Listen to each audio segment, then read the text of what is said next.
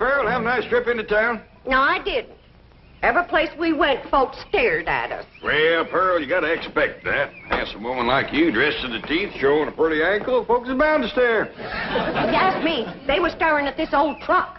I know it's mine, Jed, but it just ain't fitting for Beverly Hills. You know what a couple of people yelled at us, Uncle Jed?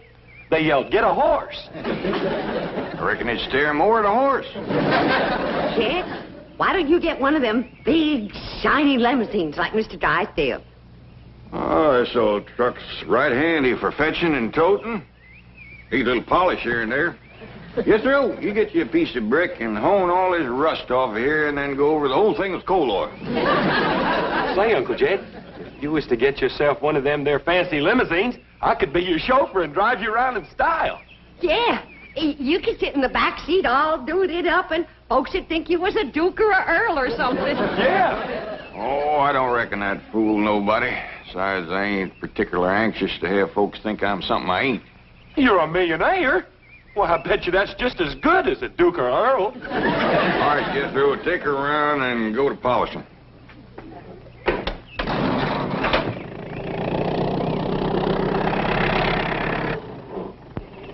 You know, Jed, Mr. Drysdale could help you get into high society. And you could join one of those fancy clubs and go to stylish parties and get my picture in the paper. I mean, get your picture in the paper. Well, I don't hanker for high society, Pearl, but if you do, I'll speak to Mr. Drysdale. They tell me that when it comes to society, his wife is one of the first hogs to the trough. It ain't for me, Jed, but it sure would be nice for Ellie Mae. Why, she could be a debutante and have a coming-out party and... What's that? Yeah, it's a party where unmarried society girls meet unmarried society fellas. Why, Ellie Mae and me could get Ellie Mae could get a husband in no time. Jed, you got my butter churn patched up. Well, I ain't got it quite finished yet, Granny. Jed, do you have to do your chores out here in front where everyone can see you? Well, no, Pearl, but the light's better here, and these iron chairs here make good workbenches. What'll the neighbors think with all this stuff out here? Pearl's right, Jed. It does look like we're showing off. Showing off? Oh, I bet there's not another family in Beverly Hills has a butter churn like that one. Tom, you got Granny's spin wheel fed? She's going to show me how to make Lindsay onesie thread. Oh, how am I ever going to get this family in high society? What's that, Aunt Pearl? Well, society is where a bunch of high-class folks do a bunch of high-class things. Like what? Well, like drinking tea and playing bridge and having parties and getting dressed up and going to the Opry and getting wrote up in the paper. I give up. You can't make silk purses out of sow's ears. If Pearl's so dad-blame anxious to drink some tea, I could make her any kind she wants. Some red clover, some slippery elm, or some sassafras. I don't reckon it's the tea so much as who she's drinking it with, Granny. Pearl would like to get in with them society women like Miss Drysdale. Yeah. Pearl always was one to want better than what she could afford. That's Pearl. Too poor to paint and too proud to whitewash.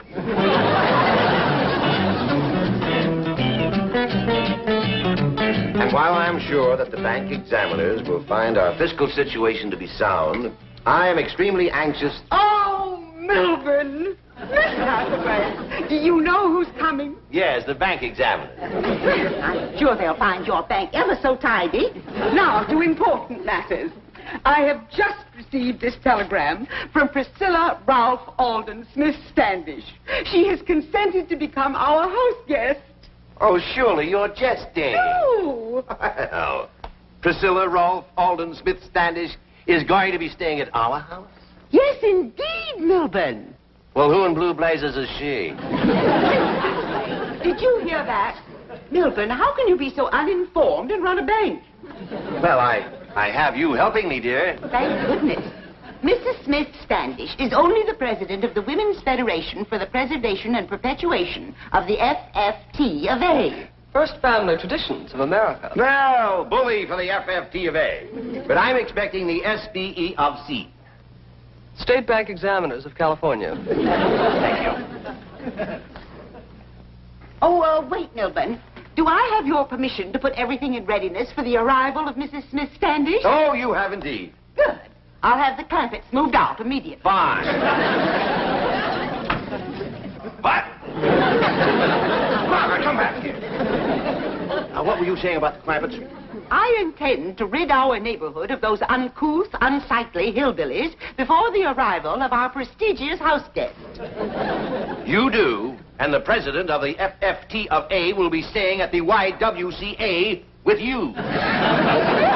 When are you going to get it through your head that Jed Clampetts' money is one of the pillars of this bank? Mrs. Drysdale, if you'd only take the time to get to know the Clampetts, I'm sure you'd agree that they're basically very fine people. Surely you're not suggesting that I mingle with them socially, introduce my friends to them. No, don't do that. They'll move away for sure. It's obvious that I'll get no understanding or cooperation here. I should have listened to Mother. She warned me against marrying a common bank president.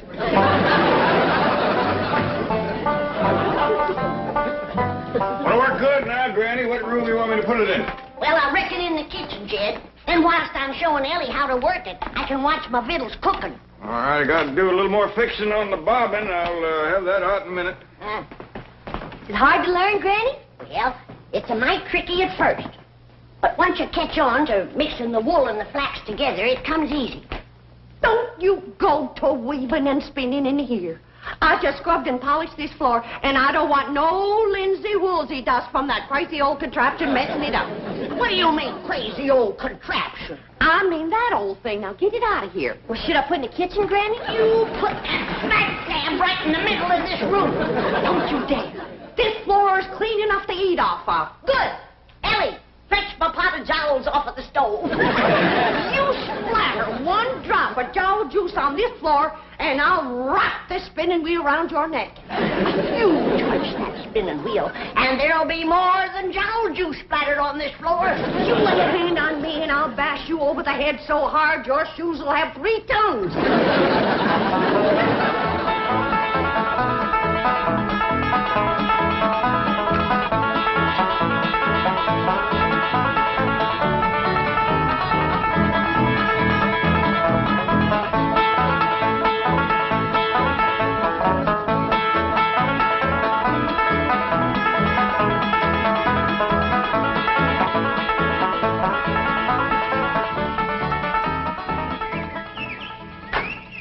Drive on out to the airport and pick up Mrs. Smith Standish. I have some slum clearance work to perform. Well,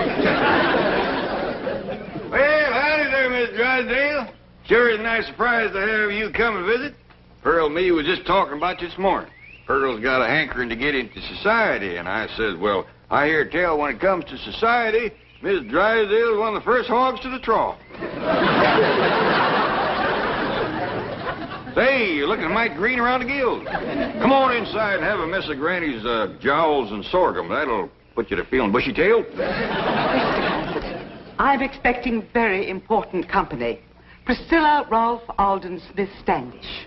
Well, bring them along. We got plenty for the whole bunch. Priscilla Ralph Alden Smith Standish is only one woman, and probably the world's greatest authority on colonial history, early American genealogical origins, and 17th and 18th century artifacts.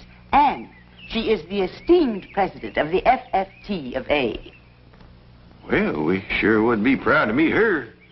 I shall call upon every resource to avert such a social catastrophe. Well, thank you very kindly. May I send a truck to pick up this debris?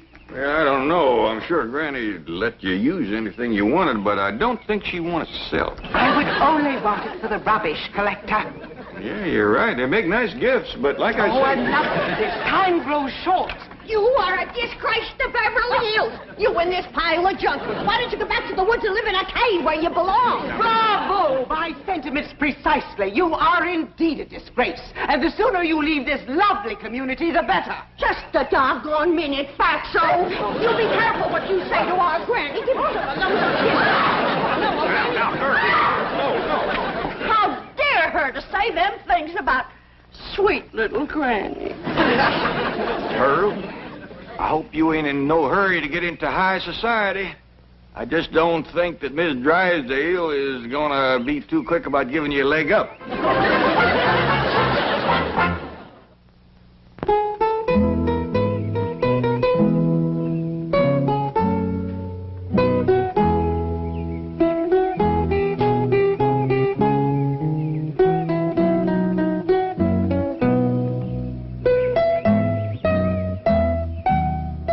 You say Mrs. Drysdale is here? Yes, ma'am. If it's all right, I'll take the bags on over to the house. Of course. Thank you.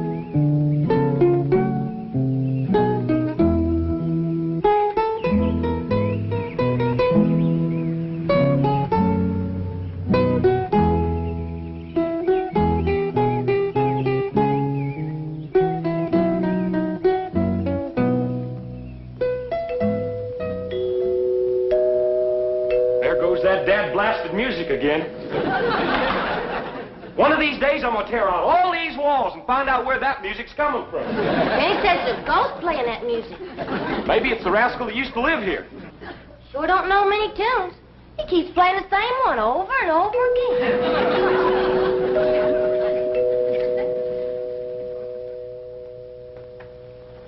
Jethro, why don't you ask your teacher over at Pot School about that music? I'll do it, Uncle Jed. But one thing I know for sure. Somebody's going to come to that door. They always do when you hear that music. See? Sure had it pegged right. By the way, your mom wants you in the kitchen. Honey, ma'am. Tell me, is this your loom out here? No, ma'am. That belongs to Granny. May I speak to her, please? You sure can. Come on in. I have reason to believe. Ah, what have we here? Well, that there is my daughter, Ellie Mae. Spinning wheel. Where did you get it? It's Granny's. She says it's been in her family a couple 100 years or better. I've got to meet Granny immediately. Oh, forgive me. I'm Mrs. Smith Standish. Well, howdy, ma'am. I'm Jed Clampett, and like I say, this here is my daughter, Ellie Mae. How do you do? Howdy. Granny's out in the kitchen churning butter. Why don't you run fetch her, Ellie Mae? Oh, no, please. Churning butter? You mean by hand? Oh, no, ma'am, with a churn. That's another thing that's been in their family a powerful long time. Take me to her, will you, please? I'd be pleasured, ma'am. Ain't no use, Granny. You can't get a polish on this pewter junk. The best you can, Pearl. How can a body set a decent table with this kind of stuff? Why, if we was to have company, we'd all be disgraced. How enchanting. A vignette from the past. Oh, don't move. What a picture. The homespun dress, the colonial dust cap, the churn, the pewter, the old coffee mill.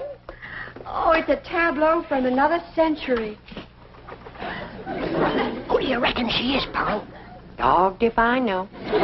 May I get some pictures? What kind of picture? Still pictures. She's a dad-blame revenuer. Pearl! We got a trap. Well, now, hold on, Granny. Whoa, wait.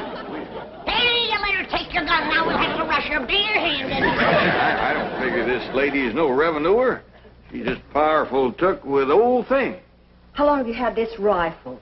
Well, my pa gave it to me. His pa gave it to him. I reckon his pa done the same. Marvelous.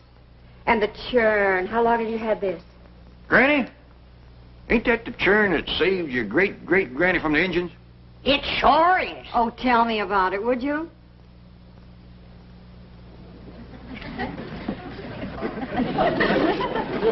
Well, my great-great-granny was a toting this churn from the cow barn to the cabin. When two big Indians jumped out of the woods to scalp her. She had beautiful hair, just like mine. Get on with the story, Granny. Well, she was out of sorts to begin with, 'cause it was a hot day, and the butter kept a-melting. And with them two redskins trying to snatch her hair, that riled her up but good. So she yanked up the dasher, and she whacked one of them with it. Then she upended the churn over the other one. That old Indian ran out into the woods, all covered with hot, melted butter. He hadn't gone 50 feet when a great big old bar came out of the woods, grabbed that old rascal, and licked him to death. What a wonderful story. From then on, every day that old bar would come around looking for Granny to send him another hot-buttered Indian.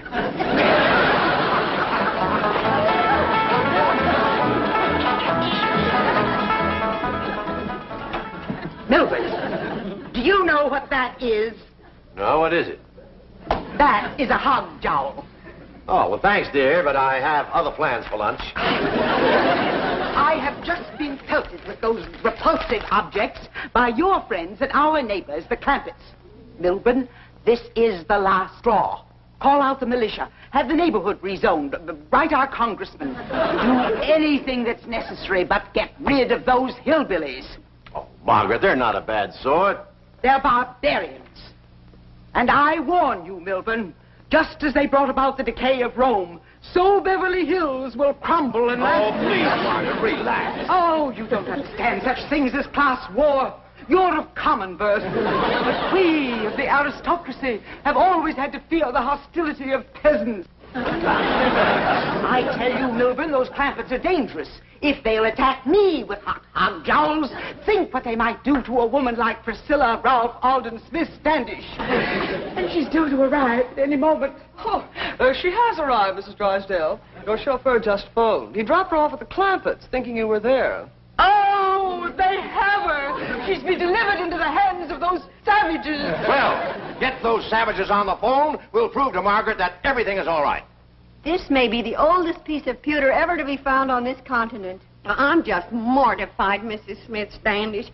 I'm going to have to Cousin Jed to get rid of all this junk. Now that he has money, I'm going to throw it all out. No, please, it's priceless. Say, Miss Smith Standish, if you like old things, just wait till you get into this trunk.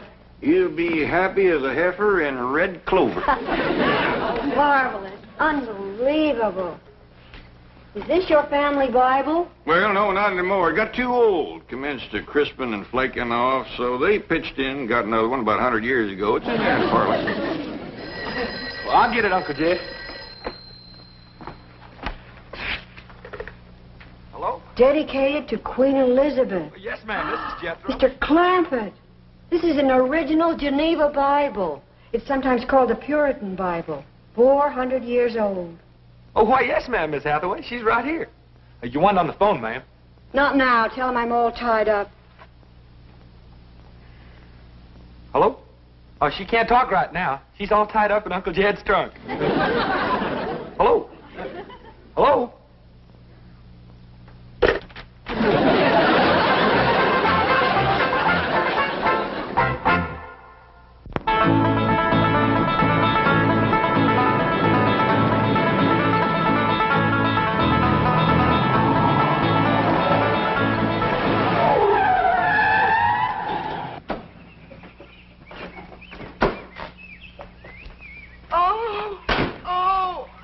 I thought the fresh air would revive her.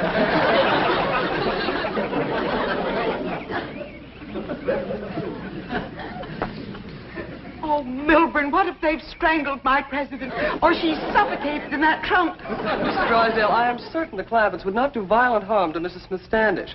Jethro has a way of confusing the facts. I can't tell you how thrilled I am to participate in this historical recreation. No, honey, this is what you call spinning. You gotta hold your thread tight. I will.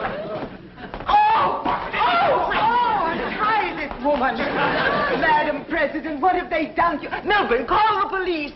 I want these ruffians seized and hanged immediately. What are you doing? Rescuing you from the grimy clutches of these peasants. Peasants?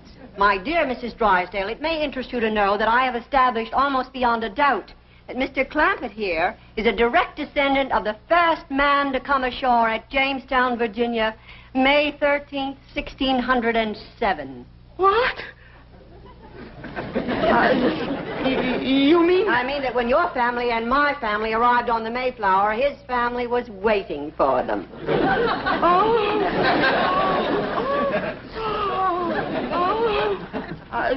Mrs. Miss Standish, surely there must be some ghastly mistake. Perhaps you're in a state of shock from the way these people mistreated you. I've never been more hospitably treated in my life. I've dined on hog jowls, sorghum, homemade bread, fresh churned butter, served on pottery that might have been unearthed at Williamsburg. And I've eaten this delicious food with ancient pewter implements that would grace any museum. That reminds me, I better go wash them dishes. Oh, Granny, you know, I'm sure that Mrs. Drysdale would consider it an honor and a pleasure if you would permit her to wash these historic dishes. Hmm? What? Oh, she would indeed consider it an honor, wouldn't you, Margaret? Whatever Madam President says, of course. Well, I better come along and see if I got enough lye soap. Lye soap. How ghastly. Make it myself. You make your own lye soap? Got to. You can't buy it in Beverly Hills. I offered to show Mrs. Drysdale how to make it, but she didn't care to learn. Mrs. Drysdale, am I to understand that you are ignorant of the process by which your own colonial ancestors made their soap? Well, Madam President, Oh, your education has been shamefully neglected.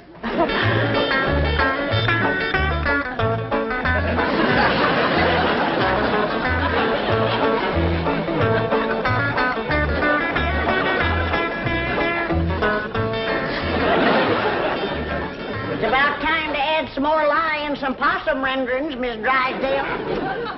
Oh, Mrs. Drysdale, I hope you appreciate the historical significance of this opportunity. You are reenacting the making of soap just as it was done more than 300 years ago. oh, yes, indeed, Madam President. I'm thrilled. She's so happy, she's crying. I wouldn't have missed this for $1 million. Tax exempt. Oh, Chief, the bank examiners are waiting. Yes, I know. Oh, Mrs. Standish, don't forget you promised to let my wife wash dishes, too. Oh, I wouldn't think of depriving her of the thrill of handling those authentic colonial implements. And in the good old colonial way, no automatic dishwasher. Oh, heaven forbid. Mrs. Standish, I have known you only a few brief minutes, but already you are one of my favorite people. We shall return. I've lost my coiffure, my mascara, and my manicure. Oh, best forget about them, honey. If they fell in that soap, they's dissolved by now.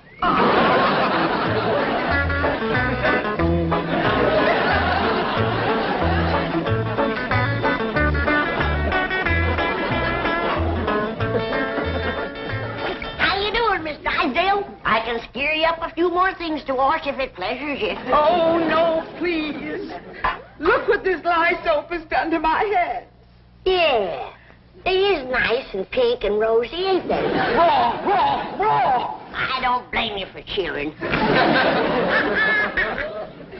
I thought you left. I couldn't tear myself away from the picture of my wife washing dishes. She's taken to it like a cold hog to warm mud.